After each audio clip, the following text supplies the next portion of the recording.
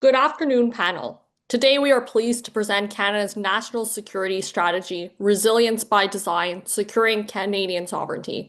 As Prime Minister Carney stated, incursions into our Arctic, attacks targeting our cyberspace, and the nature of the war itself is in rapid transformation. This reality underscores why Canada must adapt in its understanding of security to meet emerging threats. Next slide, please. Our team has identified three key policy priorities. The first, economic security and mercantilism. The second, cybersecurity and emerging technologies. And the third, Arctic protection and sovereignty. We selected these priorities based on three criteria. First, each issue operates at the intersection of individual, national, and international security. These are not isolated defense concerns. They directly affect Canadians' daily lives, Canada's sovereignty, and our global positioning. Second, these areas pose the most acute and immediate risks to Canadians, whether through economic coercion, cyber disruption of critical infrastructure, or escalating Arctic competition. Third, they are deeply interconnected. Together, these priorities reinforce Canadian sovereignty. Next slide, please. Our strategy rests on three pillars: economic, cyber, and Arctic security. These areas were chosen because they are high risk and strategically important, and investment in them strengthens the whole system. Economic security lays the foundation. It protects Canada's bargaining power, our leadership in the critical mineral sector, and ensures resilient supply chains. Cybersecurity and digital sovereignty safeguards the infrastructure that underpins both our economy and Arctic operations, reducing dependence and protecting against disruption.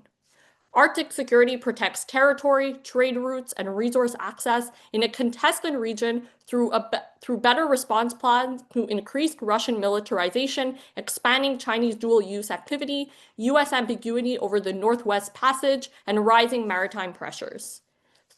These pillars reinforce each other. Strong digital systems support Arctic surveillance. Economic strength funds defense modernization. Arctic infrastructure enables trade and resource access. By leveraging this interdependence, we avoid silos and generate strong security gains. Together, this integrated approach secures Canadian sovereignty. Now over to Roxandra. Next slide, please. Thank you. In an increasingly competitive and unpredictable world, Canada's definition of economic security must be expanded to include resilience against coercion and strengthening our export industries. This is why we are proposing two complementary policies focused on trade diversification. Our proposals work within existing frameworks and with new tools and funding packages in recently passed Budget 2025. Firstly, our external policy focuses on the main barriers Canada faces in Indo-Pacific trade, a region which is set to comprise half of the world's GDP by 2040. Current barriers are intelligence and consistent presence and engagement with our trade partners. The goal of this program funding reallocation intervention is to secure more trade deals for Canadian businesses by building trust with our partners and matching our export industries to market needs. Our second proposal is an internal strategy to address concerns that Canadian infrastructure will not handle the expected increase in Canadian goods exported from Pacific ports. Currently, there's a significant infrastructure investment gap to meet growing export needs. We propose that the new Strategic Exports Office announced in Budget 2025 under Global Affairs Canada should be modified. First, by adding Transport Canada staff with supply chain expertise, and second, we propose amending its proposed operations to include a business government council model to engage Canadian industries and businesses looking to export greater quantities of goods through Pacific ports. This focused engagement is expected to also facilitate discussions on the use of Canadian industry resources and funding for projects scoped under a unified trade corridor improvement strategy. Expected outcomes of our proposals is a decrease in reliance on the U.S. market, with a minimum 10% increase in exports to the Indo-Pacific by 2030, and expected GDP growth and job creation in Canada from infrastructure development. Next slide, please. Implementation for our first proposal would include reallocating staff and funding for the expansion of select Export Development Canada offices and embassies to ensure a sustained and coordinated trade commissioner and industry advocate presence for relationship building with our partners. Additionally, expansion would facilitate greater capacity for focused provincial and industry trade missions. Challenges for this proposal arise in external uncertainties, such as the behaviors and needs of our trading partners, and of the upcoming Indo-Pacific Strategy funding renewal in a year's time.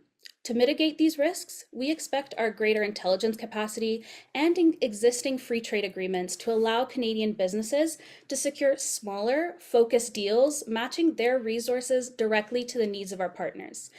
To ensure funding renewal, we aim to track key measurable outputs, such as business-to-business meetings conducted and the number of micro deals and bilateral trades our offices were able to facilitate.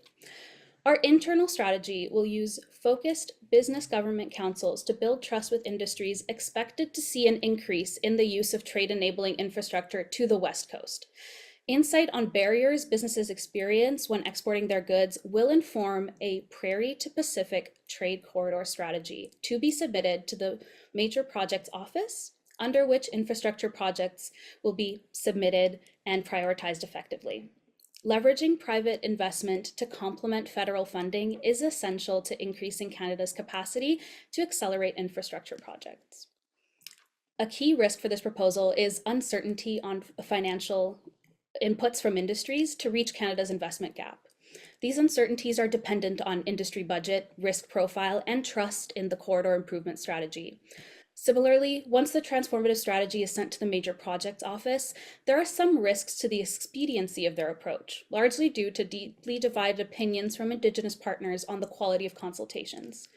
These risks will be mitigated as much as possible in the Business Council stage, where we expect to build trust with industries and where Indigenous partners will be included from the first year to assist in developing the strategy on corridor improvement before submission to the Major Projects Office for coordination.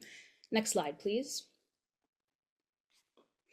Costing for our proposed initiatives is based on existing budget approval and those passed in Budget 2025. First, our Indo-Pacific strategy will continue to receive funding from its remaining budget, expected to be renewed in 2027. Trade mission costs are also shared with funds from other Global Affairs Canada agencies, such as EDC and CanExport. The Strategic Exports Office will operate within the Global Affairs Canada operations budget to host those business government councils to strategize and develop a trade corridor strategy for exports with Transport Canada consultation. Lastly, projects under the Prairie to Pacific strategy would have to submit funding requests on an individual basis to the Trade Diversification Corridors Fund, with costs also shared by private industries, provinces, rail, and port authorities. Now I will pass it over to my colleague Catherine, who will outline our cybersecurity pillar. Next slide, please. The second pillar of our national security plan is to increase Canada's digital sovereignty through cybersecurity. As described earlier, Canada's critical infrastructure is increasingly under attack, causing costly and harmful disruption to key sectors, including in energy, health, and water sanitation. While Canada already has several initiatives and regulations designed to address cyber attacks, more must be done. As such, our 4-year plan proposes 3 actionable solutions to increase Canada's cybersecurity. While cybersecurity accreditation programs exist for small and medium-sized businesses in Canada, there is no equivalent for major critical infrastructure. Thus, our first policy intervention is the creation of CyberCred, a federally funded accreditation program for critical infrastructure companies. This program will act as an incentive for increasing cybersecurity because it communicates the company's safety to the public, which is good for business. From the federal perspective, the program will allow the government to get a greater sense of the level of security in these critical sectors.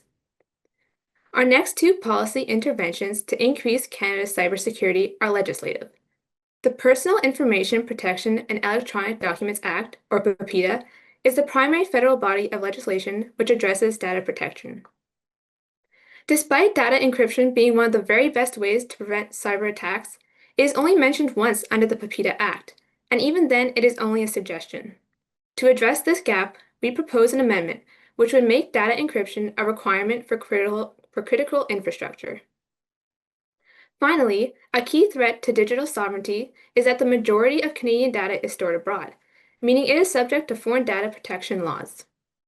To ensure that companies are taking proper precautions, our third proposal is to make privacy impact assessments a requirement for all businesses that store Canadian data abroad under the PAPITA Act. Next slide, please.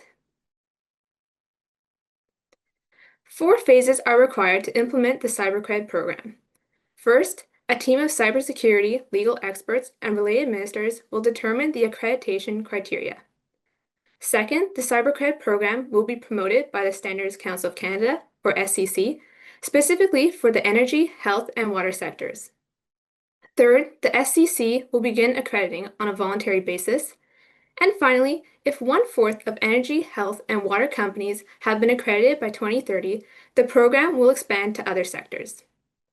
The primary risk associated with the CyberCred program is that it requires business buy-in to work. However, with sufficient promotion partnered with the fact that it is federally funded, we believe it'll be an appealing opportunity for businesses to demonstrate their cybersecurity. Additionally, critical infrastructure is a shared jurisdiction between federal and provincial governments. We plan to minimize potential tension created by the CyberCred program by having all actors present in the criteria selection phase. The implementation for PPIDA amendments will go as follows. The new data encryption regulations for critical infrastructure will be gradually rolled out. By 2030, we expect all major energy, health, and water companies to have full or be on the path towards having full data encryption. If we meet our target, the next 4 years will include a new wave of sectors.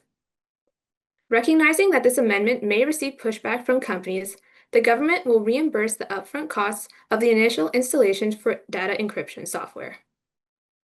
Finally, the new privacy impact assessment requirements will be grandfathered in, so that businesses are obligated to thoroughly assess the risks involved with storing data in foreign countries before signing new contracts. This amendment will be modeled after Quebec's Law 25. Following Quebec's strategy, the federal government will provide an optional template for the impact assessment to reduce the burden placed on businesses. Next slide, please. It will cost approximately $335 million over 4 years to implement the CyberCred program and the 2 PPIDA amendments. Should these proposals be continued beyond 2030, ongoing funds will be required for the CyberCred program and the data encryption reimbursements. These costs fit into the $4.4 billion cybersecurity budget over 20 years proposed by the 2024 federal budget. Together, these 3 solutions will create a more resilient cybersecurity, enhancing our digital sovereignty. I will now pass it along to my colleague Brendan to explain our Arctic security strategy. Next slide, please. Our third pillar concerns Arctic security. We've identified 2 structural vulnerabilities in Canada's Arctic position: coordination and capacity. First, coordination. Canada already collects significant Arctic maritime data across multiple departments. The problem is not detection, it is fragmented coordination, as there is no single operational hub responsible for fusing that information. We therefore propose establishing an Arctic Marine Security Operations Center in Yellowknife housed within Joint Task Force North. Through a cabinet-directed MOU, the MSOC would formalize coordination between various federal departments and, critically, an embedded Inuit and First Nations liaison unit. That liaison unit ensures that community reporting networks and Indigenous knowledge are integrated directly into Arctic maritime intelligence. The MSOC's role is clear and limited. It fuses intelligence into a common operating picture, assigns a lead department within 24 hours for high-risk anomalies, and that department executes through its existing statutory authority. By 2030, this delivers a single accountable office responsible for Arctic intelligence coordination. Strengthening Arctic domain capacity can be accomplished from 2 targeted identified investments. First, retrofitting the federally owned Inuvik Green Hangar allows the seasonal basing of up to 2 MQ-9B Sea Guardian long-range drones. This leverages existing infrastructure and increases Arctic alert time and responsiveness, as operating exclusively from southern bases is not efficient. Second, purchasing the leased MV Asterix in 2026 or 2027 provides a secured Arctic refueling and sustainment asset. This proven asset, already integrated within the Royal Canadian Navy, enables a 3-ship support cycle with the soon-to-be-delivered joint support ships, offering an immediate capability lever. By 2030, these investments, a seasonal Arctic drone base, and strengthened Arctic maritime support will reinforce coordination reform within a realistic timeframe. Next slide, please. Turning briefly to implementation and risk. In 2026, Cabinet directs the binding MSOC MOU, Treasury Board approves Arctic domain spending through Budget 2026, and the government proceeds with the purchase of MV Asterix. Between 2027 and 2029, the Inuvik retrofit is completed. Drone integration progresses, and MSOC operations mature. By 2030, we expect seasonal drone basing is operational, Arctic intelligence is fully unified, and naval sustainment capacity is strengthened. We anticipate coordination risks, including information sharing failure, horizontal governance friction, and the critique that the MSOC creates no new capacity. Mitigation is embedded in the design, as the Cabinet-directed MOU would include binding data sharing protocols and standardized reporting timelines. Deputy-level oversight and periodic performance reviews would also ensure efficiency. Most importantly, the MSOC links existing and new assets into operational outcomes, ensuring that surveillance investments translate into action. Addressing the capacity side, risks include procurement delay, cost scrutiny, and criticism that Asterix is not a combat vessel. We mitigate these by retrofitting rather than constructing new infrastructure, leveraging assets already procured, and clearly defining Asterix's role as an Arctic sustainment and logistical support tool in a non-combat zone. Next slide, please. Turning to the budget, the Arctic MSOC cost is derived using a bottom-up methodology. We estimate year one facility fit-up based on Yellowknife commercial construction rates per square meter, layered in secure IT and contingency costs, and then projected ongoing personnel expenses for a 50 FTE operational model over 4 years. The Inuvik hangar retrofit was calculated proportionally from the COMAX drone facility benchmark, reducing its scale proportionally and applying an Arctic construction premium. And finally, the MV Asterix purchase estimates a straight-line depreciation from the 2018 initial offered price as outlined by the Parliamentary Budget Office. Together, these investments translate strategic intent into measurable sovereign capability within a 4-year horizon. Its total is $650 million over 4 years, funded through existing envelopes. I will now hand it off to my colleague Olivia to conclude. Next slide, please. Our national security plan will be implemented between 2026 to 2030. In 2026, we focus on launch and early execution. From 2027 to 2029, we move into sustained implementation. And by 2030, we shift to evaluation to ensure that our strategy remains resilient. This phased approach ensures momentum early, delivery in the middle, and accountability at the end. Next slide, please. Each policy priority presents a distinct communications challenge. With economic security, Canadians generally agree that it is important, but many doubt whether Canada has the infrastructure and capacity to deliver. Our approach is twofold. First, clearly communicate the strategies involved in addressing infrastructure gaps, and second, explain the steps that Canada is taking to reduce our dependence on the US. For cybersecurity, there is limited research on detailed public opinion, but we know Canadians are concerned about online threats. Our strategy focuses on continued public education, transparency around policy expansion, and further research to better understand public expectations and build trust. Finally, Arctic sovereignty continues to receive strong public support. While significant resistance is unlikely, if tensions escalate, Canada needs to intervene.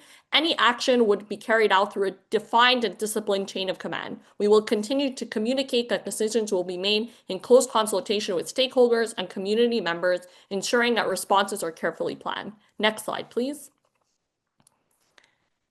If Canada does not act decisively, the risks are clear. Our strategy prevents that outcome by integrating Arctic, cyber, and economic security under one unified framework. Strengthening domestic capacity and reinforcing accountability, we move from reactive defense to resilience by design. We will now welcome any questions. We are so thankful. It's obvious you work in this.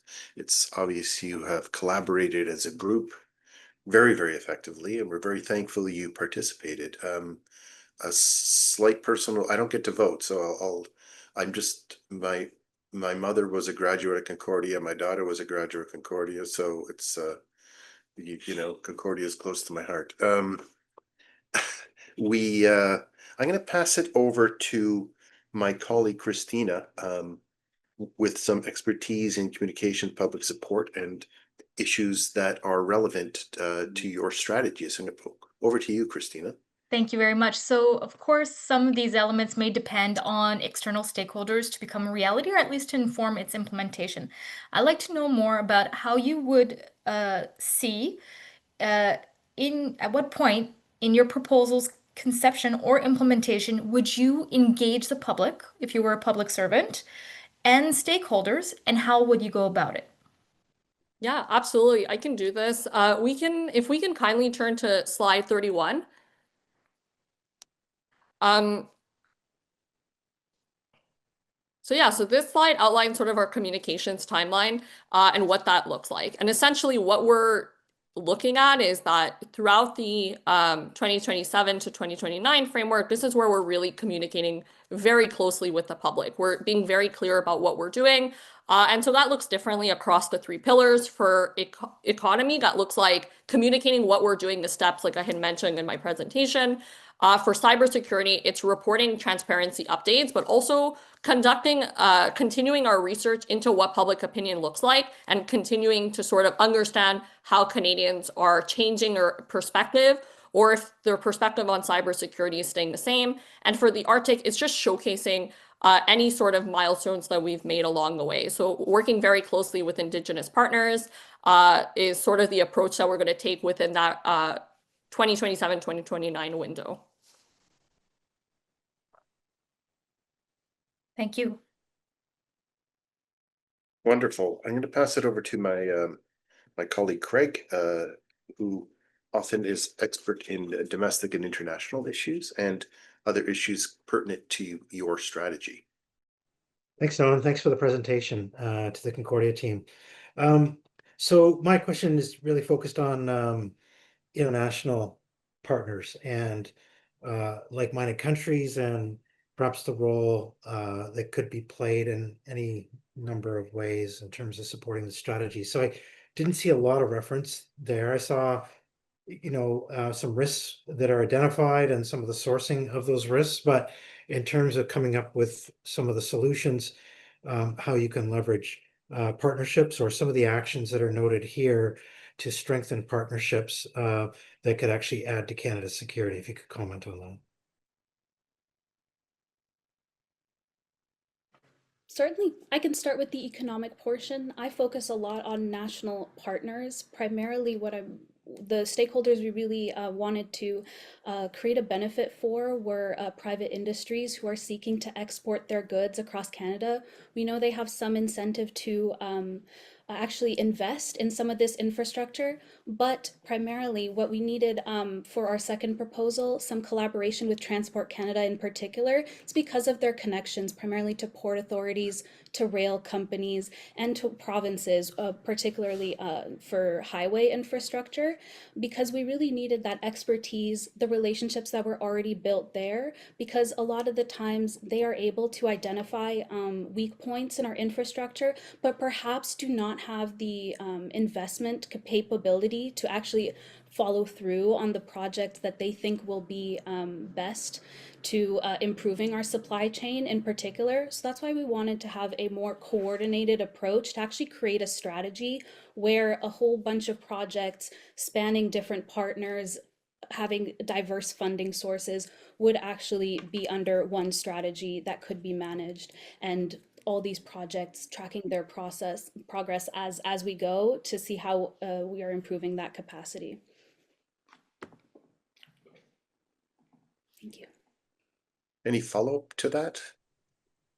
Yeah, and just maybe on the international front, maybe focus on the Arctic piece, where any work with international partners could help in terms of securing Canada's interests and some of the outcomes you talk about for the Arctic, particularly around domain awareness, as you're talking about, just looking at who's moving in the region and how Canada can be better secured through some of those partnerships with international partners. Of course, I'd be happy to take that on. Arctic domain awareness was, as we said, like a vulnerability that Canada faced. And one of the reasons why we presented the proposals is because they're doable in 4 years, and as well, they enhance Canada's autonomous capacity to act. From our perspective, we didn't believe Canada is in a good enough place right now to be able to support allies in domain awareness unless we're able to collect data autonomously, process it, and respond to anomalies, which is precisely why we recommended creating an Arctic MSOC. And in terms of collaborating with international partners, of course, the United States remains our main continental defense partner. That's why we collaborate through NORAD, why the government just recently announced a couple years ago investments into NORAD to revitalize it. So, of course, yeah, as it comes to securing our territorial sovereignty, we do need to make sure that we talk with partners, but we also need to make sure that Canada is in a position to also autonomously act on that as well. Okay, thank you. Thanks so much. My colleague Kimberly has lots of expertise in defense and issues related to information. So I'm going to make the last question over to you, Kimberly. Great, thank you. And thanks very much for your presentation. Um, so the Maritime Operations Center for the Arctic, I wanted to just follow up on that to ask why you were very specific on your source of ISR, so to use drones and to refit a hangar for that purpose. But a lot of the communications required for drones and other forms of surveillance go through space architecture, which is woefully out of date.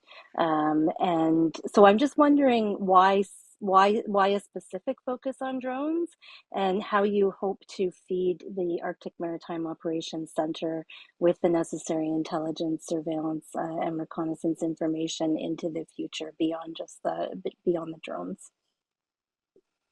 Perfect. That's a great question. Starting first with the drones. Again, we were really constrained within what we can realistically do within 4 years, and we wanted to make sure that whatever spending we did, it was efficient and we did it very purposefully. So by identifying a hangar that Canada already owned, that was already heated, and that's sourced in the Arctic, by being able to house drones there, we're able to take off drones much quicker. Because if you're taking them off from the Comox facility in BC, the time it takes for the drones to get from there to the Arctic is hours, whereas it can be done under 1 hour from Inuvik. So that's why we chose the hangar as an identified investment. Um, in terms of feeding MSOC like ISR data, yes, the drones help with that. And our team also uncovered through our research and analysis that Canada's satellite imagery and satellite capabilities in the short term are well suited. Canada just recently announced $1 billion towards revitalizing our RadarSat constellation mission, which is underway through Canada Space Agency. And as well, we have a lot of work with commercial partners that are feeding in new technologies and new satellite new satellite data as well. For example, MDA's, which is a Canadian-based company, has their new Chorus line satellites that are going to be able to do more passes along the Arctic. And will have enhanced capabilities with both SAR and AIS type imagery. So we thought, while that Canada is already doing that, we identified a prime asset in the north that could further support ISR missions. Thank you. Well, given that we have significantly less than a minute, I'm going to thank you, and I'm going to thank you because I've learned more about the drones and how much it costs to upgrade a hangar. Your level of detail is in your appendices is really quite remarkable, and I learned a lot. So thank you so much.